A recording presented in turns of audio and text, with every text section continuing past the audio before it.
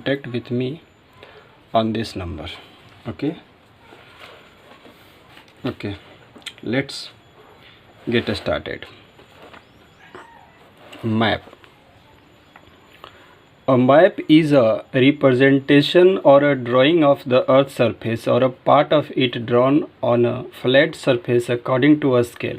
The scale is the proportion between the actual or ground distance between two places on the earth and the distance between same 2 points on the map. Thus, if 2 points at a distance of 1 kilometer on the ground are shown 1 centimeter apart on the map, then the scale of the map will be 1 centimeter to 1 kilometer.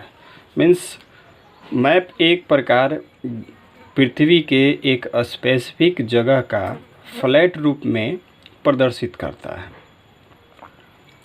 तथा जो वास्तविक दूरी है, जैसे धरती पर वास्तविक दो प्लेसेस के बीच की दूरी 1 किलोमीटर है, तो इसको अनुपातिक रूप में 1 सेंटीमीटर हम लोग रख सकते हैं और उस हिसाब से देख सकते हैं। अनुपातिक मतलब कि ऐसे एग्जैक्ट डिस्टेंस नहीं बता पाएगा, लेकिन उसको रिप्रेजेंट करने लायक उसी के इक्वल में कुछ ज़रूर रहेगा। राइट, ग्लोब जहाँ तक पूरी पृथ्वी को रिप्रेजेंट करता है, तो मैप पृथ्वी के किसी दो स्पेसिफिक स्थानों के बीच के बारे में बताता है। Right, types of maps. Maps कितने प्रकार के होते हैं? Maps can be many types, it depends on what we want to show through the maps. Maps कई तरह के हो सकते हैं, यह इस बात पर भी निर्भर करता है कि हम लोग मैप के थ्रू दिखाना क्या चाहते हैं। जो दिखाना चाहते हैं उसी प्रकार का मैप होगा। जैसे फर्स्ट है political maps. A political map shows administrative units in the form of different countries और states with their capitals and locations of important cities and towns. इस तरह के मैप यानी कि पॉलिटिकल मैप के तहत हम लोग प्रशासनिक इकाइयों के केंद्र को हम लोग दिखाते हैं, जैसे कि राज्य की राजधानी, जैसे कि राज्य के प्रमुख शहर, उनकी लोकेशन, नगर की लोकेशन जो महत्वपूर्ण है, उसको हम लोग शो कराते हैं पॉलिटिकल मैप के थ्रू। Second, physical map. Physical maps show geographical features such as mountain range, peak, plateaus, hills, oceans, seas and rivers. Different colors are used to show different landforms.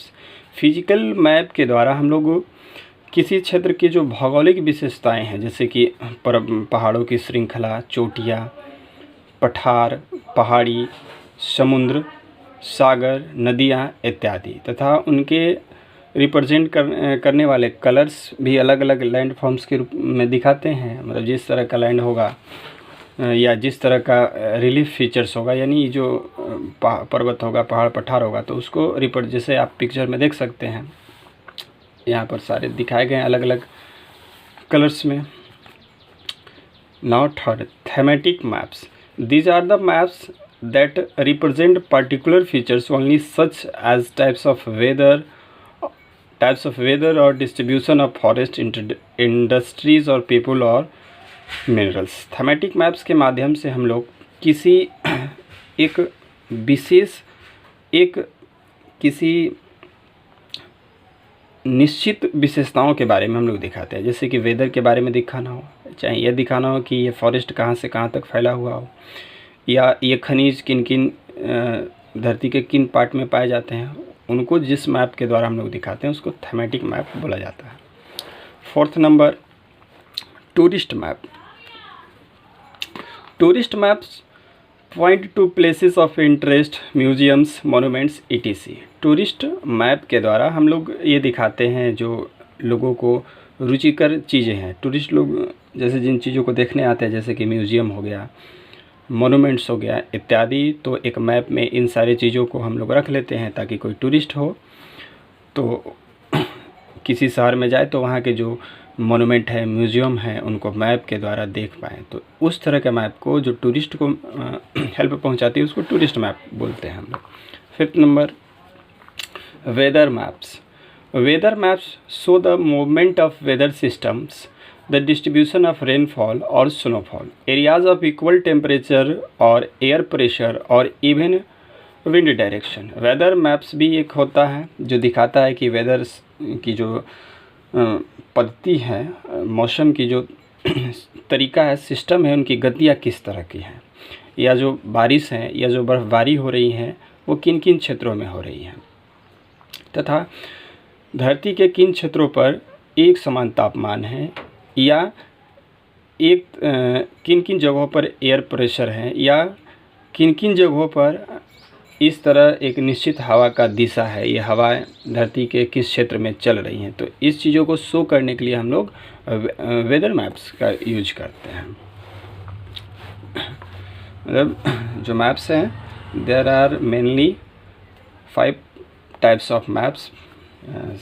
One of them is political maps, physical maps, thematic maps, tourist maps, and weather maps. Now, atlas.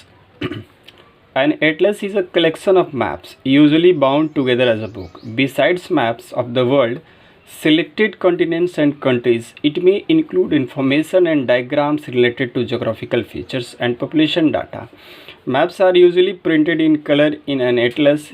It is easy to understand and compare various maps in an atlas. It is also easy to carry maps.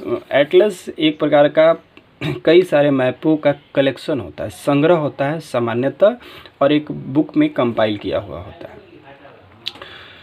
Maps के अलावे इसमें अलग अलग continents के बारे में, देश के बारे में दिया होता है, तथा सूचनाओं के माध्यम से जो भौगोलिक वहाँ की विशेषताएं हैं, भौगोलिक विशेषताएं में पर्वत, पहाड़, पठार तथा वहाँ का जनसंख्या का जो विवरण है वो सभी उसमें दर्ज रहता है। मैप्स सामान्यतः एटलस में कलर किया हुआ रहता है और इसे समझने में भी आसान होता है, तथा कई अलग अलग मैपों के बीच हम लोग तुलना भी कर सकते हैं एटलस में। और इसकी एक और विशेषता ये भी है कि मैप्स को ले जाने में सुविधा भी रहती है, इजी भी रहता है। क्योंकि एक एटलस का बुक होता है, उसमें कई सारे मैप्स होते हैं, बहुत सारे इन्फॉर्मेशन रहते हैं, ले जाने में भी इजी होता है, कैरी करने में। Now distance. It is not possible to make a map as large as the actual area may be. A map is a depiction of a large area in a limited space. So a map is drawn to reduce scales. However, reduced scales are so planned that the actual area can be depicted quite accurately. The scale is a ratio between the actual distance on the ground and the distance shown on the map. देखिए ये तो संभव नहीं है कि पूरी पृथ्वी को map के द्वारा हम लोग बना करके शो कर दे, या कोई एक पार्ट का भी बनाए उसको भी शो कर दे मैप के द्वारा, क्योंकि मैप फिर तो बड़ा हो जाएगा।